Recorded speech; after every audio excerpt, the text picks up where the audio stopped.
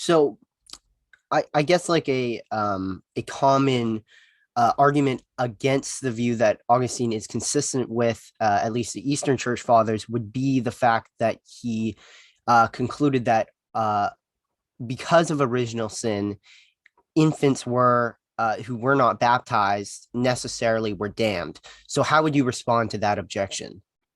Yeah, so Augustine does actually hold the view that they're damned. This view was actually accepted at the Council of Carthage, and we know this canon specifically was accepted in the East because there's many Greek copies of it.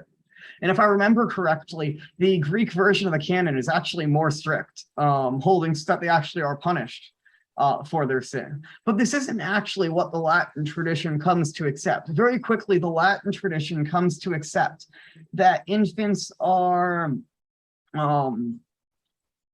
guilty in that they do not enter into heaven. They do not have a vision of God upon their death, but that they are neither are they punished, that they have a sort of state of natural happiness because there's nothing they have that could make them guilty, but neither do they have anything that could merit. And this view actually does not originate with Augustine's. It's not actually Augustine's view. It actually originates with Gregory the Theologian. Let me see if I can pull up the quote here from St. Gregory the Theologian on this matter. Here we go. This is from Oration 40 of St. Gregory the Theologian.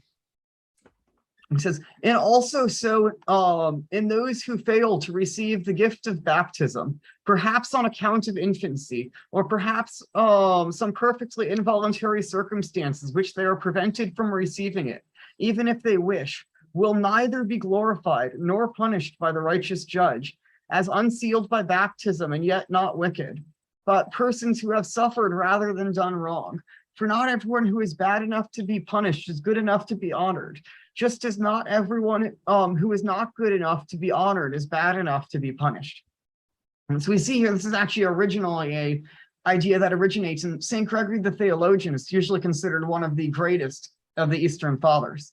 I will also note that this is not necessarily a strict, an infant could not be saved still, right? So we actually know it would be against God's justice for him to punish them, but we know it's not outside of God's justice to save someone outside of the ordinary means of salvation. And so it could be, if God wishes to bring some infant to heaven, he could still do so. He has no obligation to it. There would be nothing unjust if he didn't, because they have yet to merit it, but neither should they have any punishment for it. And actually, a number of theologians in the West have, and not just modern ones, but many historically, have speculated about the possibility of God still bringing infants to heaven. So, for example, Cajetan, sort of probably like the most famous commentator on Thomas Aquinas, he actually speculated and held as quite likely that the infants of Christians would still be brought to heaven. And the same reason, right, a martyr who is killed before the moment of baptism, or not even a martyr, but someone who is a catechumen who's going to be baptized and then maybe is run over by a car or something, they would still receive a Christian burial because they have what we call a baptism of desire. They had a rational desire to have that. And so God imputed that grace to them apart from the ordinary context of the sacrament. And so Cajetan speculated that actually that God could, if the parents intended to baptize the child, because normally the consent of the parents is enough, that God could still bring that child to heaven because there would have been the intention to baptize that child in a licit way. So again, that's just speculation. All the church basically says is that they've done nothing to merit punishment, but neither have they done anything to merit heaven.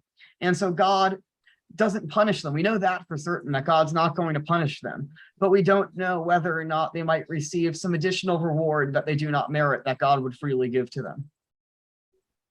Nice. Yeah, so I guess a common way to put that would be that the sacraments are bound to God, but God isn't necessarily bound to the sacraments.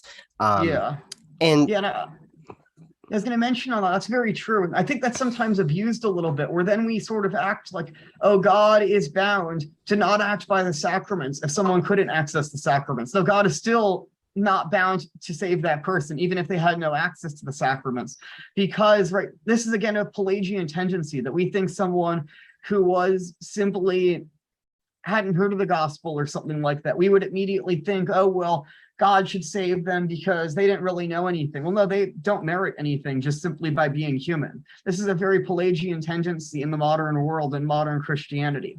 Now, there is something called invincible ignorance, essentially. If the person had done everything they could, right, to be virtuous from whatever standpoint they were in, that it seems likely that God would give them the grace and give them the ability to be saved. But I mean, think about how difficult it is with all the sacraments to be saved, right? Think about even just having the law and knowing that there's one God. Well, it's still natural law that there is one God, right? A pagan is not innocent of worshiping idols, right? They should know by reason that there is one God and that you shouldn't worship idols because they didn't create the world. So even just at that point, just by worshiping idols, they're already doing things that are cutting themselves off from God. And even if they never worshipped idols, they never strictly merit salvation. And there is nothing we can do as humans that is not first founded upon grace that can merit, right? So if God gives us the theological virtue of charity, he gives us the ability to do things that are good for the sake of loving God and for the sake of loving neighbor. Those things are meritorious of heaven. But without that grace, we can't do things simply for the sake of love of God and love of neighbor that are properly founded on rightly ordered faith. And so nothing we can do can merit, because it's really our own work. St. Augustine actually describes theosis as God crowning his own gift, right? So God gives us the grace so that we can do the good work, and then God crowns that good work. But really, it was God's good work acting through us. And so God's really only crowning his own gift. Exactly.